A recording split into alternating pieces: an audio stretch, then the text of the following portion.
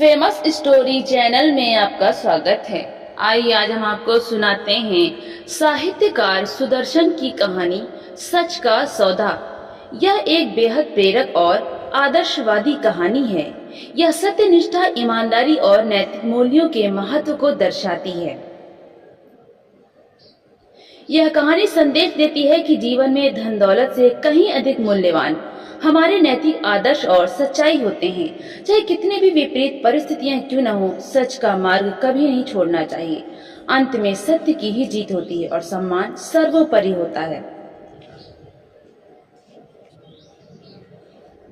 तो आइए अब हम कहानी की शुरुआत करते हैं। विद्यार्थी परीक्षा में फेल होकर रोते हैं, सर्वदयाल पास होकर रोए। जब तक पढ़ते थे तब तक कोई चिंता नहीं थी। खाते थे, दूध पीते थे, अच्छे अच्छे कपड़े पहनते, तड़क भड़क से रहते थे। उनके माता पिता इस योग्य न थे कि कॉलेज के खर्च सह सकें, परंतु उनके मामा एक ऊंचे पद पर नियुक्त थे। उन्होंने 4 वर्ष का खर्च देना स्वीकार किया, परंतु यह भी साथ ही कह दिया, देखो रुपया लहू बहाकर मिलता है। मैं वृद्ध हूँ, जान मार कर 4 पैसे कमाता हूँ। लाहौर जा रहे हो, वहाँ पग पग पर व्याधियां हैं, कोई चिमट न जाए। व्यसनों से बचकर डिग्री लेने का यत्न करो। यदि मुझे कोई ऐसा वैसा समाचार मिला तो खर्च भेजना बंद कर दूंगा। सर्वदयाल ने वृद्ध मामा की बात का पूरा ध्यान रखा और अपने आचार विचार से न केवल उनको शिकायत का अवसर नहीं दिया, बल्कि उनकी आंख की पुतली बन गए। परिणाम यह हुआ कि मामा ने सुशील भांजे को आवश्यकता से अधिक रुपए भेजने शुरू कर दिए और लिख दिया, तुम्हारे खान पान पर मुझे आपत्ति नहीं, हाँ इतना ध्यान रखना कि कोई बात मर्यादा के विरुद्ध ना होने पाए। मैं अकेला आदमी रुपया क्या साथ ले जाऊंगा? तुम मेरे संबंधी हो, यदि किसी योग्य बन जाओ तो इससे अधिक प्रसन्नता की बात क्या होगी। इससे सर्वदयाल का उत्साह बढ़ा। पहले 7 पैसे की जुराबें पहनते थे, अब 5 आने के पहनने लगे। पहले मलमल के रुमाल रखते थे, अब एटोनिया के रखने लगे। दिन को पढ़ने और रात को जागने से सिर में कभी कभी पीड़ा होने लगती थी। कारण यह कि दूध के लिए पैसे न थे, परंतु अब जब मामा ने खर्च की डोरी ढीली छोड़ दी तो घी दूध दोनों की तंगी न रही। परंतु इन सब के होते हुए भी सर्वदयाल उन व्यसनों से बचे रहे जो शहर के विद्यार्थियों में प्रायः पाए जाते हैं। इसी प्रकार 4 वर्ष बीत गए और इस बीच में उनके माता पिता की मृत्यु हो गई। इधर सर्वदयाल बीए की डिग्री लेकर घर को चले। जब तक पढ़ते थे सैकड़ों नौकरियां दिखाई देती थीं, परंतु पास हुए तो कोई ठिकाना न दिख पड़ा। वो घबरा गए। जिस प्रकार यात्री दिन रात चल चलाकर स्टेशन पर पहुंचे, परंतु गाड़ी में स्थान न हो, उस समय उसकी जो दुर्दशा होती ठीक वही सर्वदयाल की थी। उनके पिता पंडित शंकर दत्त पुराने जमाने के आदमी थे। उनका विचार था कि बेटा अंग्रेजी बोलता है, पतलून पहनता है, नेकटाई लगाता है, तार तक पढ़ लेता है, इसे नौकरी न मिलेगी तो और किसे मिलेगी। परंतु जब बहुत दिन गुजर गए और सर्वदयाल के लिए कोई आजीविका न बनी तो उनका धीरज छूट गया। बेटे से बोले, अब तो कुछ नौकरी भी करेगा या नहीं? मिडिल पास लौंडे रुपयों से घर भर देते हैं, एक तू है कि पढ़ते पढ़ते बाल सफेद हो गए परंतु कोई नौकरी ही नहीं मिलती। सर्वदयाल के कलेजे में मानो किसी ने तीर समार दिया। सिर झुकाकर बोले, नौकरियां तो बहुत मिलती हैं परंतु थोड़ा वेतन देते हैं, इसलिए देख रहा हूं कि कोई अच्छा अवसर हाथ आ जाए तो करूं। शंकर दत्त ने उत्तर दिया, यह तो ठीक है, परंतु जब तक अच्छी ना मिले मामूली ही कर लो, जब फिर अच्छी मिले इसे छोड़ देना। तुम आप पढ़े लिखे हो, सोचो निकम्मा बैठे रहने से कुछ दे थोड़े ही जाता है। सर्वदयाल चुप हो गए, वे उत्तर न दे सके। शंकर दत्त पूजा पाठ करने वाले आदमी इस बात को क्या समझे कि ग्रेजुएट साधारण नौकरी नहीं कर सकता। दोपहर का समय था। सर्वदयाल अखबार में वांटेड देख रहे थे। एकाएक एक विज्ञापन देखकर उनका हृदय धड़कने लगा।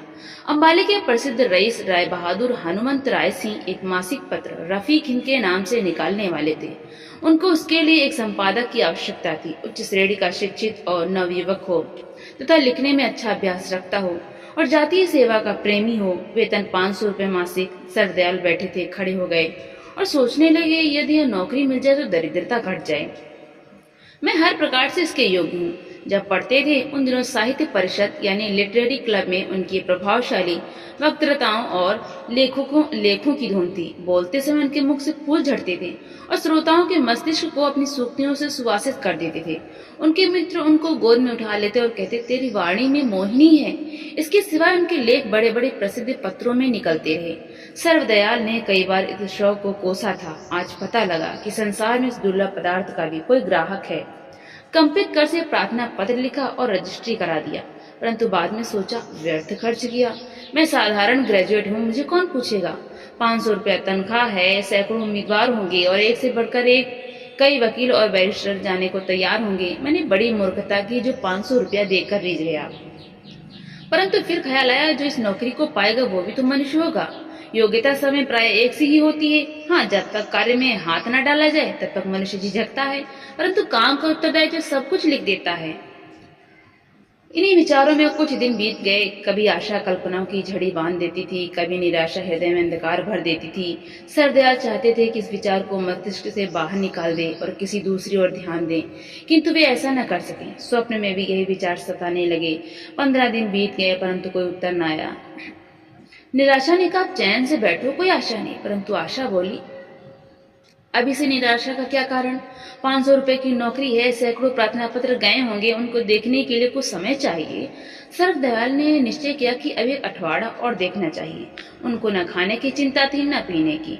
दरवाजे पर खड़े डाके की बाट देखते थे। उसे आने में देर हो जाती तो टहलते टहलते बाजार तक चले आते, परंतु अपनी इस अवस्था को डाकिए पर प्रकट न करते और पास पहुंचकर देखते देखते आगे निकल जाते। फिर मुड़कर देखने लगते कि डाकिया बुला तो नहीं रहा।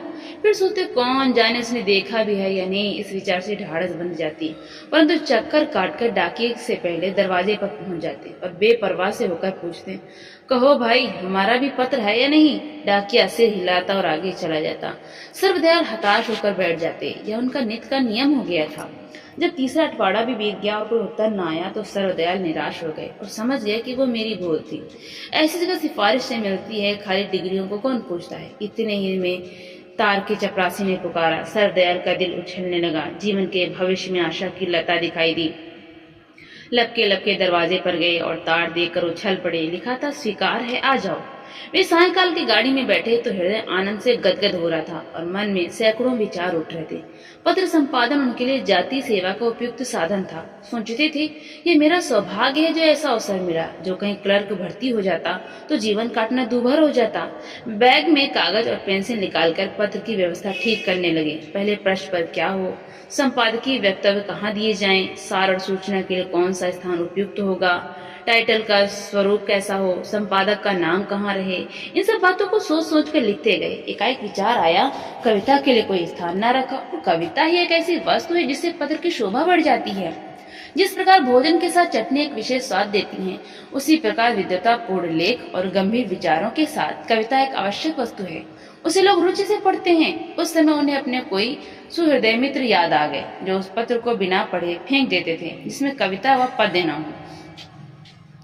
सरदयाल को निश्चय हो गया कि इसके बिना पत्र को सफलता न होगी। सहसा एक मनोरंजक विचार से वे चौंक उठे।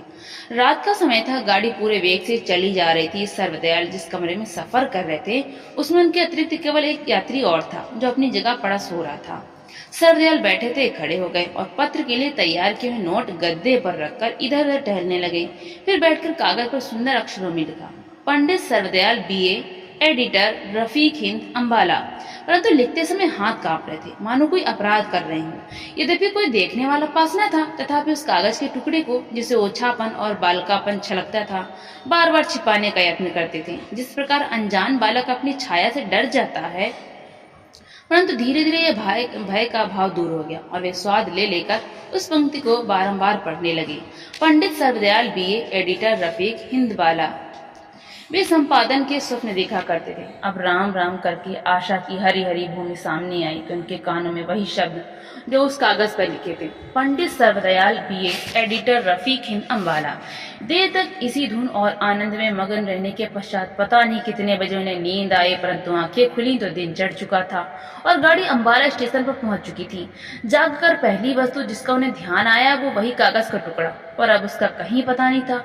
सरदयाल का रंग उड़ गया। आंख उठाकर देखा तो सामने का यात्री जा चुका था। सरदयाल की छाती में किसी ने मुक्का मारा, मानो उनकी कोई आवश्यक वस्तु खो गई। ख्याल आया, ये यात्री कहीं ठाकुर हनुमंत राय सिंह न हो। यदि हुआ और उसने मेरा ओछापन देख लिया तो क्या कहेगा। इतने में गाड़ी ठहर गई। सरदयाल बैग लिए हुए नीचे उतरे और स्टेशन से बाहर निकले। इतने में एक नवयुवक ने पास आकर पूछा, क्या आप रावलपिंडी से आ रहे हैं। हाँ, मैं वहीं से आ रहा हूँ, तुम किसे पूछते हो? ठाकुर साहब ने गाड़ी भेजी है। सर्वदयाल का हृदय कमल की नाई खिल गया। आज तक कभी बग्घी में ना बैठे थे। उचक कर सवार हो गए और आसपास देखने लगे। गाड़ी चली और एक आलीशान कोठी के हाथे में जाकर रुक गई। सर्वदयाल का हृदय धड़कने लगा। कोचवान ने दरवाजा खोला और आदर से एक तरफ खड़ा हो गया। सर्वदयाल रुमाल से मुंह पोंछते हुए नीचे उतरे और बोले, ठाकुर साहब किधर हैं? कोचवान ने उत्तर में एक मुंशी को पुकार कर बुलाया और कहा, बाबू साहब रावलपिंडी से आए हैं, ठाकुर साहब के पास ले जाओ। रफीक हिंद के खर्च का ब्यौरा इसी मुंशी ने तैयार किया था, इसलिए तुरंत समझ गया कि यह पंडित सर्वदयाल हैं, जो रफीक हिंद संपादन के लिए चुने गए हैं। आदर से बोला, आइए साहब। पंडित सर्वदयाल मुंशी के पीछे चले। मुंशी एक कमरे के आगे रुक गया और रेशमी पर्दा उठाकर बोला, चलिए ठाकुर साहब बैठे हैं। सर्वदयाल का दिल धड़कने लगा। जो अवस्था निर्बल विद्यार्थी की परीक्षा के अवसर पर होती है, वही अवस्था इस समय सर्वदयाल की थी। शंका हुई कि ठाकुर साहब मेरे विषय में जो सम्मति रखते हैं वो मेरी बातचीत से बदल न जाए। फिर भी साहब करके अंदर चले गए। ठाकुर हनुमंत राय सिंह 30-32 वर्ष के सुंदर नवयुवक थे। मुस्कुराते हुए आगे बढ़े और बड़े आदर से सर्वदयाल से हाथ मिलाकर बोले, आप आ गए? कहिए, राह में कोई कष्ट तो नहीं हुआ? सर्वदयाल ने धड़कते हुए हृदय से उत्तर दिया, जी नहीं, मैं आपके लेख बहुत समय से देख रहा हूँ। ईश्वर की बड़ी कृपा है जो आज दर्शन भी हुए। निसंदेह आपकी लेखनी में आश्चर्यमय शक्ति है। सर्वदयाल पानी पानी हो गए। अपनी प्रशंसा सुनकर उनके हर्ष का वारा पार न रहा, तो भी संभल कर बोले, यह आपकी कृपा है। ठाकुर साहब ने गंभीरता से कहा, यह नम्रता आपकी योग्यता के अनुकूल है, परंतु मेरी सम्मति में आप सरीखा लेखक पंजाब भर में नहीं। आप माने या न माने, समाज को आप पर गर्व है। रफीक हिंद का सौभाग्य है कि आप सा संपादक उसे प्राप्त हुआ। सर्वदयाल के हृदय में जो आशंका हो रही थी वो दूर हो गई। समझे मैदान मान लिया। वे बात का रुख बदलने को बोले, पत्रिका कब से निकलेगी? ठाकुर साहब ने हंसकर उत्तर दिया, यह प्रश्न मुझे आपसे करना चाहिए। उस दिन 15 फरवरी थी। सर्वदयाल को सोच कर बोले, पहला अंक 1 अप्रैल को निकल जाए। अच्छी बात है, परंतु इतने थोड़े समय में लेख मिल जाएंगे या नहीं, इस बात का विचार आप कर लीजिएगा। इसकी चिंता न कीजिए, मैं आज से ही काम आरंभ किए देता हूँ। परमात्मा ने चाहा तो आप पहले ही अंकों को देकर प्रसन्न हो जाएंगे। एकाएक ठाकुर साहब चौंक कर बोले, कदाचित ये सुनकर आपको आश्चर्य होगा कि इस विज्ञापन के उत्तर में लगभग 2000 दरख्वास्तें आई थी। उनमें से बहुत सी ऐसी थीं जो साहित्य और लालित के मोतियों से भरी हुई थीं, परंतु आपका पत्र सच्चाई से भरपूर था। किसी ने लिखा था, मैं इस समय दुकान करता हूँ और 400-500 रुपए मासिक पैदा कर लेता हूँ, परंतु जाति सेवा के लिए सब छोड़ने को तैयार हूँ। किसी ने लिखा था, मेरे पास खाने पीने की कमी नहीं है, परंतु स्वदेश प्रेम हृदय में उत्साह उत्पन्न कर रहा है। किसी ने लिखा था, मैं बैरिस्ट्री के लिए विलायत जाने की तैयारियां कर रहा हूँ, परंतु यदि आप यह काम मुझे दे सकें तो इस विचार को छोड़ा जा सकता है। अर्थात हर एक प्रार्थना पत्र से यही प्रकट होता था कि प्रार्थी को वेतन की तो आवश्यकता नहीं और कदाचित वो नौकरी करना अपमान भी समझता है, परंतु यह सब कुछ देश प्रेम के लिए करने को तैयार है। मानो यह नौकरी करके मुझ पर कोई उपचार कर रहा है। केवल आपका पत्र है जिसमें सच से काम लिया गया है, और यह वह गुण है जिसके सामने मैं सबको तुच्छ समझता हूँ। अप्रैल की 1 तारीख को रफीक हिंद का प्रथम अंक निकला तो पंजाब के पढ़े लिखे लोगों में शोर मच गया और पंडित सर्वदयाल के नाम की जहां तहां चर्चा होने लगी। उनके लेख लोगों ने पहले भी पढ़े थे, परंतु रफीक हिंद के प्रथम अंक ने तो उनको देश के प्रथम श्रेणी के संपादकों की पंक्ति में ला बिठाया। पत्र क्या था? सुंदर और सुगंधित फूलों का गुच्छा था, जिसकी एक एक कुसुम कलिका चटक चटक कर अपनी मोहिनी वासना से पाठकों के मनों की मुग्ध कर रही थी। एक समाचार पत्र ने समालोचन करते हुए लिखा, रफीक हिंद का प्रथम अंक प्रकाशित हो गया और ऐसी शान से कि देखकर चित्त प्रसन्न हो जाता है। पंडित सर्वदयाल को इस समय तक हम केवल एक लेखक ही जानते थे, परंतु अब जान पड़ा कि पत्र संपादक के काम में भी इनकी योग्यता पराकाष्ठा तक पहुंची हुई है। अच्छे लेख लिख देना और बात है, और अच्छे लेख प्राप्त करके उन्हें ऐसे क्रम और विधि से रखना कि किसी की दृष्टि में खटकने न पाए और बात है। पंडित सर्वदयाल के प्रभावशाली लेखनी में किसी को संदेह न था, परंतु रफीक हिंद ने इस बात को पुष्ट कर दिया है कि आप संपादक के काम में भी पूर्णतया योग्य हैं। हमारी सम्मति में रफीक हिंद से वंचित रहना जाति भाव से अथवा साहित्य व सदाचार के भाव से दुर्भाग्य नहीं वरन अपराध है। एक और पत्र की सम्मति थी, यदि हमारी भाषा में कोई ऐसी मासिक पत्रिका है जिसे यूरोप और अमेरिका के पत्रों के सामने रखा जा सकता है तो वो रफीक हिंद है, जो सब प्रकार के गुणों से सुसज्जित है। उसके गुणों को परखने के लिए उसे एक बार देख लेना ही पर्याप्त है। निस्संदेह पंडित सर्वदयाल ने हमारे साहित्य का सिर ऊंचा कर दिया है। ठाकुर हनुमंत राय सिंह ने ये समालोचनाएं देखी तो हर्ष से उछल पड़े। वो मोटर में बैठकर रफीक हिंद की कार्यालय में गए और पंडित सर्वदयाल को बधाई देकर बोले, मुझे ये आशा न थी कि हमें इतनी सफलता हो सकेगी। पंडित सर्वदयाल ने उत्तर दिया, मेरे विचार में यह कोई बड़ी सफलता नहीं। ठाकुर साहब ने कहा, आप कहे, परंतु स्मरण रखिए वो दिन दूर नहीं जब अखबारी दुनिया आपको पंजाब का शिरोमणि स्वीकार करेगी। इसी प्रकार एक वर्ष बीत गया। रफीक हिंद की कीर्ति देश भर में फैल गई और पंडित सर्वदयाल की गिनती बड़े आदमियों में होने लगी थी। उन्हें जीवन एक आनंदमय यात्रा प्रतीत होता था जो फूलों की छाया में तय हो और जिसे आम्र पल्लवों में बैठकर गाने वाली श्यामा और कली कली का रस चूसने वाला भौरा भी प्यासे नेत्रों से देखता हो कि इतने में भाग ने पासा पलट दिया। अंबाला की म्यूनिसिपैलिटी के मेंबर चुनने का समय समीप आया तो ठाकुर हनुमंत राय सिंह भी एक पक्ष की और से मेंबरी के लिए प्रयत्न करने लगे। अमीर पुरुष थे, रुपया पैसा पानी की तरह बहाने को उद्यत हो गए। उनके मुकाबले में लाला हशमत राय खड़े हुए। हाई स्कूल के हेडमास्टर वेतन थोड़ा लेते थे, कपड़ा साधारण पहनते थे, कोठे में नहीं वरन नगर के गली में उनका आवाज था, परंतु जाति की सेवा के लिए हर समय उद्यत रहते थे। उनसे पंडित सर्वदयाल की बड़ी मित्रता थी। उनकी इच्छा न थी कि इस झंझट में पड़े, परंतु सुहृदय मित्रों ने जोर देकर उन्हें खड़ा कर दिया। पंडित सर्वदयाल ने सहायता का वचन दिया। ठाकुर हनुमंत राय सिंह जाति सेवा के अभिलाषी तो थे, परंतु उनके वचन और कर्म में बड़ा अंतर था। उनकी जाति सेवा व्याख्यान झाड़ने, लेख लिखने और प्रस्ताव पास कर देने तक ही सीमित थी। इसे परे जाना भी अनावश्यक ही न समझते, बल्कि स्वार्थ सिद्ध होता तो अपने बच्चे के विरुद्ध भी कार्य करने से न झिझकते थे। इस बात से पंडित सर्वदयाल भलीभांति परिचित थे। इसलिए उन्होंने अपने मन में निश्चय कर लिया कि परिणाम चाहे कैसा ही बुरा क्यों न हो, ठाकुर साहब को मेंबर न बनने दूंगा। इस पद के लिए भी लाला हशमत राय ही को उपयुक्त समझते थे। रविवार का दिन था। पंडित सर्वदयाल का भाषण सुनने के लिए सहस्त्रों लोग एकत्र हो रहे थे।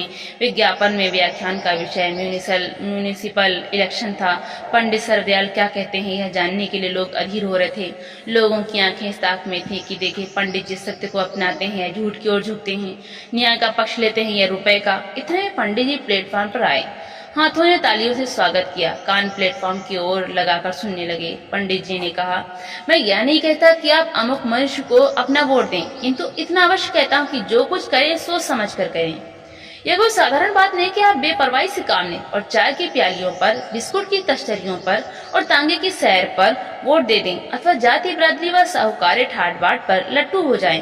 प्रत्युत इस वोट का अधिकारी वो मनुष्य है जिसके हृदय में करुणा तथा देश और जाति की सहानुभूति हो, जो जाति के साधारण और छोटे लोगों में घूमता हो और जाति को ऊंचा उठाने में रात दिन मग्न रहता हो, जो प्लेग और हैजे के दिनों में रोगियों की सेवा शुश्रूषा करता हो और अकाल के समय कंगालों की सांत्वना देता हो, जो सच्चे अर्थों में देश का हितैषी हो और लोगों को हार्दिक विचारों को स्पष्टतया प्रकट करने और उनके समर्थन करने में निर्भय और पक्षपात रहित हो। ऐसा मनुष्य निर्धन होने पर भी चुनाव का अधिकारी है, क्योंकि यही भाव उसके भविष्य में उपयोगी सिद्ध होने के प्रमाण हैं।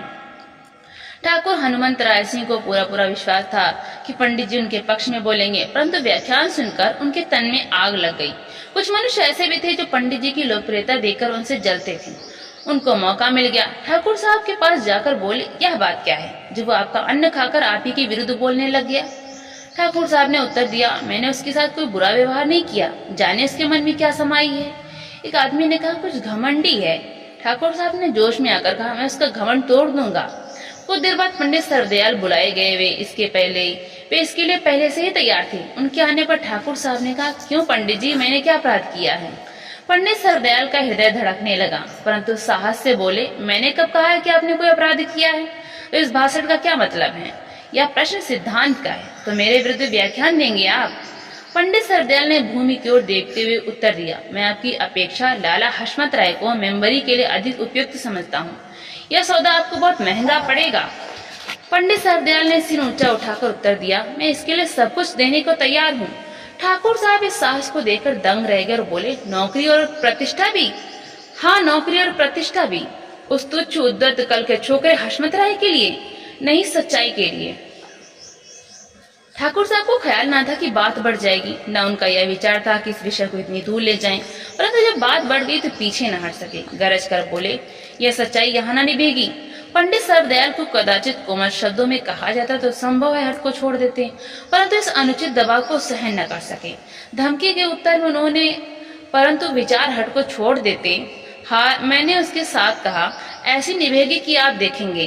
क्या कर लोगे? क्या तुम समझते हो कि इन भाषणों से मैं मेंबर ना बन सकूंगा? नहीं, यह बात तो नहीं समझता। तो फिर तुम अकड़ते किस बात पर हो? यह मेरा कर्तव्य है, उसे पूरा करना मेरा धर्म है, फल परमेश्वर के हाथ में है। ठाकुर साहब ने मुंह मोड़ लिया। पंडित सरदयाल तांगे पर जा बैठे और कोचवान से बोले, चलो। इसके दूसरे दिन पंडित सरदयाल ने त्याग पत्र भेज दिया। संसार की गति विचित्र है। जिस सच्चाई ने उन्हें एक दिन सुख संपत्ति के दिन दिखाए थे, उसी सच्चाई के कारण नौकरी करते समय पंडित सरदयाल प्रसन्न हुए थे, छोड़ते समय उससे भी प्रसन्न हुए। परंतु लाला हशमत राय ने यह समाचार सुना तो अवाक रह गए। वो भागे भागे पंडित सरदयाल के पास जाकर बोले, भाई, मैंने मेंबरी छोड़ी, तुम अपना त्याग पत्र लौटा लो। पंडित सरदयाल के मुखमंडल पर एक अपूर्व तेज की आभा दमकने लगी, जो इस मायावी संसार में कहीं कहीं ही देख पड़ती हैं। उन्होंने धैर्य और दृढ़ता से उत्तर दिया, यह असंभव है। क्या मेरी मेंबरी का इतना ही ख्याल है? नहीं, यह सिद्धांत का प्रश्न है। लाला हशमत राय निरुत्तर होकर चुप हो गए। सहसा उन्हें विचार आया कि रफीक हिंद पंडित जी को अत्यंत प्रिय है, मानो वो उनका प्यारा बेटा है। धीर भाव से बोले, रफीक हिंद को छोड़ दोगे? हाँ, छोड़ दूंगा। फिर क्या करोगे? कोई और काम कर लूंगा, परंतु सच्चाई को ना छोड़ूंगा। पंडित जी, भूल रहे हो, अपना सब कुछ गंवा बैठोगे, परंतु सच तो बचा रहेगा, मैं यह चाहता हूँ। लाला हशमत राय ने देखा कि अब और कहना निष्फल है, चुप होकर बैठ गए। इतने में ठाकुर हनुमंत राय के नौकर ने पंडित सरदयाल के हाथ में लिफाफा रख दिया। उन्होंने खोल कर पढ़ा और कहा, मुझे पहले ही आशा थी। लाला हशमत राय ने पूछा, क्या है देखूं? त्याग पत्र स्वीकार हो गया। ठाकुर हनुमंत राय सिंह ने सोचा कि यदि अब भी सफलता न हुई तो नाव कट जाएगी। धनवान पुरुष ने थैली का मुंह खोल दिया। सुहृदय मित्र और लोलुप खुशामदियों की सम्मति से कारीगर हलवाई बुलवाए गए और चूल्हे गर्म होने लगे, तांगे दौड़ने लगे और गोंटों पर रुपए निछावर होने लगे। अब तक ठाकुर साहब का घमंडी सिर किसी बूढ़े के आगे भी न झुका था, परंतु इलेक्शन क्या आया, उनकी प्रकृति ही बदल गई। अब कंगाल से कंगाल आदमी भी मिलता तो मोटर रोक लेते और हाथ जोड़कर नम्रता से कहते, कोई सेवा हो तो आज्ञा दीजिए, मैं दास हूँ। कदाचित ठाकुर साहब का विचार था कि लोग इस प्रकार वश में हो जाएंगे, परंतु यह उनकी भूल थी। हाँ, जो लालची थे वह दिन रात ठाकुर साहब के घर मिठाइयां उड़ाते थे और मन में प्रार्थना करते थे कि काश गवर्नमेंट नियम बदल दे और इलेक्शन हर तीसरे महीने हुआ करे। परंतु लाला हशमत राय की ओर से न तो तांगा दौड़ता था, न लड्डू बांटते थे। हाँ, 2-4 सभाएं अवश्य हुई जिनमें पंडित सर्वदयाल ने धारा प्रवाह व्याख्यान दिए और प्रत्येक रूप से यह सिद्ध करने का यत्न किया कि लाला हशमत राय से बढ़कर मेंबरी के लिए और कोई आदमी योग्य नहीं। इलेक्शन का दिन आ पहुंचा। ठाकुर हनुमंत राय सिंह और लाला हशमत राय दोनों के हृदय धड़कने लगे। जिस प्रकार परीक्षा का परिणाम निकलते समय विद्यार्थी अधीर हो जाते हैं। दोपहर का समय था, पर्चियों की गिनती हो रही थी। ठाकुर हनुमंत राय की याद में फूलों की मालाएं, विक्टोरिया बैंड और आतिशबाजी के गोले लेकर आए थे। उनको पूरा विश्वास था कि ठाकुर साहब मेंबर बन जाएंगे और विश्वास का कारण भी था क्योंकि ठाकुर साहब का 25,000 उठ चुका था। परंतु परिणाम निकला तो उनकी त्योरियां धरी धराई रह गई। लाला हशमत राय की वोट अधिक थी। इसके 15वें दिन पंडित सर्वदयाल रावलपिंडी को रवाना हुए। रात्रि का समय था, आकाश तारों से जगमगा रहा था। इसी प्रकार की रात्रि थी जब वे रावलपिंडी से अंबाले को आ रहे थे, किंतु इस रात्रि और उस रात्रि में कितना अंतर था। तब हर्ष से उनका चेहरा लाल था, आज नेत्रों से उदासी टपक रही थी। भाग्य की बात, आज सूट भी वही पहना हुआ था जो उस दिन था। उसी प्रकार कमरा खाली था और एक मुसाफिर एक कोने में पड़ा सो रहा था। पंडित सरदयाल ने शीत से बचने के लिए हाथ जेब में डाला तो कागज का एक टुकड़ा निकल आया। देखा तो वही कागज था जिसे वर्ष पहले उन्होंने बड़े चाव से लिखा था। पंडित सरदयाल BA, एडिटर रफीक हिंद अंबाला। उस समय इसे देखकर आनंद की तरंगे उठी थी। आज शोक आ गया। उन्होंने इसके टुकड़े टुकड़े कर दिए और कंबल ओढ़कर लेट गए, परंतु नींद न आई। कैसी शोकजनक और हृदयद्रावी घटना है कि जिसकी योग्यता पर समाचार पत्रों के लेख निकलते हों, जिसकी वक्तृताओं पर वग्मिता निछावर होती हो, जिसका सत्य स्वभाव अटल हो, उसको आजीविका चलाने के लिए केवल 500 रुपए की पूंजी से दुकान करनी पड़े। निस्संदेह यह सभ्य समाज का दुर्भाग्य है। पंडित सरदयाल को दफ्तर की नौकरी से घृणा थी और अब तो वे 1 वर्ष एडिटर की कुर्सी पर बैठ चुके थे। हम और हमारी सम्मति का स्वाद चख चुके थे, इसलिए किसी नौकरी को मन न मानता था। कई समाचार पत्रों में प्रार्थना पत्र भेजे, परंतु कान न मिला। विवश होकर उन्होंने दुकान खोली, परंतु दुकान चलाने के लिए जो चालें चली जाती हैं, जो झूठ बोले जाते हैं, जो अधिक से अधिक मूल्य बताकर उसको कम से कम कहा जाता है, इससे पंडित सरदयाल को घृणा थी। उनको मान इस बात का था कि मेरे यहाँ सच का सौदा है, परंतु संसार में सौदे के ग्राहक कितने हैं। उनके पिता उनसे लड़ते थे, झगड़ते थे। पंडित सरदयाल यह सब कुछ सहन करते थे और चुपचाप जीवन के दिन गुजारते जाते थे। उनकी आय इतनी न थी कि पहले की तरह तड़क भड़क से रह सकें, इसलिए न कॉलर नेकटाई लगाते थे, न पतलून पहनते थे। बालों में तेल डाले महीनों बीत जाते थे, परंतु उन्हें कोई चिंता न थी। घर में गाय रखी हुई थी, उसके लिए चारा काटते थे, सानी बनाते थे। कहार रखने की शक्ति न थी, अतः कुएं से पानी भी आप लाते थे। उनकी स्त्री चरखा काटती थी, कपड़े सीती थी और घर के अन्य कामकाज करती थी और कभी कभी लड़ने भी लगती थी, परंतु सर्वदयाल चुप रहते थे। प्रातःकाल का समय था। पंडित सर्वदयाल अपनी दुकान पर बैठे रफीक हिंद का नवीन अंक देख रहे थे। जैसे एक माली सिरतोड़ परिश्रम से फूलों की क्यारियां तैयार करे और उनको कोई दूसरा माली नष्ट कर दे। इतने में उनकी दुकान के सामने एक मोटर आकर रुकी और उसमें से ठाकुर हनुमंत राय सिंह उतरे। पंडित सर्वदयाल चौंक पड़े। ख्याल आया, आंखें कैसे मिलाऊंगा। एक दिन वो था कि इनमें प्रेम का वास था, परंतु आज उसी स्थान पर लज्जा का निवास है। ठाकुर हनुमंत राय ने पास आकर कहा, आहा पंडित जी बैठे हैं, बहुत देर के बाद दर्शन हुए, कहिए क्या हाल है। पंडित सर्वदयाल ने धीरे से उत्तर दिया, अच्छा है, परमात्मा की कृपा है। यह दुकान अपनी है क्या। जी हाँ। कब खोली। 8 मास के लगभग हुए हैं। ठाकुर साहब ने उनको चुभती दृष्टि से देखा और कहा, यह काम आपकी योग्यता के अनुकूल नहीं है। पंडित सर्वदयाल ने बेपरवाही से उत्तर दिया, संसार में बहुत से मनुष्य ऐसे हैं जिनको वो करना पड़ता है जो उनके योग्य नहीं होता। मैं भी उनमें से एक हूँ। आमदनी अच्छी हो जाती है। पंडित सर्वदयाल उत्तर न दे सके। सोचने लगे, क्या कहूँ। वास्तव में बात यह थी कि आमदनी बहुत ही थोड़ी थी, परंतु इस सच्चाई को ठाकुर साहब के सम्मुख प्रकट करना उचित न समझा। जिसके सामने एक दिन गर्व से सिर ऊंचा किया था और मान प्रतिष्ठा को पांव से ठुकरा दिया था, मानो मिट्टी तुच्छ ढेला हो, उनके सामने पश्चाताप न कर सके और यह कहना उचित न जान पड़ा कि हालत खराब है। सहसा उन्होंने सिर ऊंचा किया और धीर भाव से उत्तर दिया, निर्वाह हो रहा है। ठाकुर साहब दूसरे के हृदय को भांप लेने में बड़े चतुर थे। इन शब्दों से बहुत कुछ समझ गए। सोचने लगे, कैसा सूरमा है जो जीवन के अंधकार में क्षणों में भी सुमार्ग से इधर उधर नहीं हटता। चोट पर चोट पड़ती है, परंतु हृदय सच के सौदे को नहीं छोड़ता। ऐसे ही पुरुष हैं जो विपत्ति की तेज नदी में सिंह की नाई सीधे तैरते हैं और अपनी आन पर धन और प्राण दोनों को निछावर कर देते हैं। ठाकुर साहब ने जोश से कहा, आप धन्य हैं। पंडित सर्वदयाल अभी तक यही समझे हुए थे कि ठाकुर साहब मुझे जलाने के लिए आए हैं, परंतु इन शब्दों से उनकी शंका दूर हो गई। अंधकार आवृत आकाश में किरण चमक उठी। उन्होंने ठाकुर साहब के मुख की ओर देखा। वहां धीरता, प्रेम और लज्जा तथा पश्चाताप का रंग झलकता था। आशा ने निश्चय का स्थान लिया। सकुचाए हुए बोले, यह आपकी कृपा है, मैं तो ऐसा नहीं समझता। ठाकुर साहब अब न रह सके। उन्होंने पंडित सर्वदयाल को गले से लगा लिया और कहा, मैंने तुम पर बहुत अन्याय किया है, मुझे क्षमा कर दो। रफीक हिंद को संभालो, आज से मैं तुम्हें छोटा भाई समझता हूँ। परमात्मा करे तुम पहले की तरह सच्चे, विश्वासी, न्यायप्रिय और दृढ़ बने रहो, यही मेरी कामना है। पंडित सर्वदयाल अवाक रह गए। वे समझ न सके कि ये सच है। सचमुच ही भाग्य ने फिर पलटा खाया है। आश्चर्य से ठाकुर साहब की ओर देखने लगे। ठाकुर साहब ने कथन को जारी रखते हुए कहा, मैंने हजारों मनुष्य देखे हैं जो कर्तव्य और धर्म पर दिन रात लेक्चर देते नहीं थकते, परंतु जब परीक्षा का समय आता है तो सब कुछ भूल जाते हैं। एक तुम हो जिसने इस पर जादू पर विजय प्राप्त की है। उस दिन तुमने मेरी बात रद्द कर दी, लेकिन आज यह न होगा। तुम्हारी दुकान पर बैठा हूँ, जब तक हाँ न कहोगे तब तक यहाँ से नहीं हिलूंगा। पंडित सर्वदयाल की आंखों में आंसू झलकने लगे। गर्व ने गर्दन झुका दी। तब ठाकुर साहब ने 100 के 10 नोट बटुए में से निकालकर उनके हाथ में दिए और कहा, यह तुम्हारे साहस का पुरस्कार है, तुम्हें इसे स्वीकार करना होगा। पंडित सर्वदयाल अस्वीकार न कर सके। ठाकुर हनुमंत राय जब मोटर में आ बैठे तो पुलकित नेत्रों में आनंद का नीर झलकता था, मानो कोई निधि हाथ लग गई हो। उनके साथ एक अंग्रेज मित्र बैठा था। उसने पूछा, वेल ठाकुर साहब, इस दुकान में क्या ठाटुम डेर खड़ा मांगटा, वो चीज जो किसी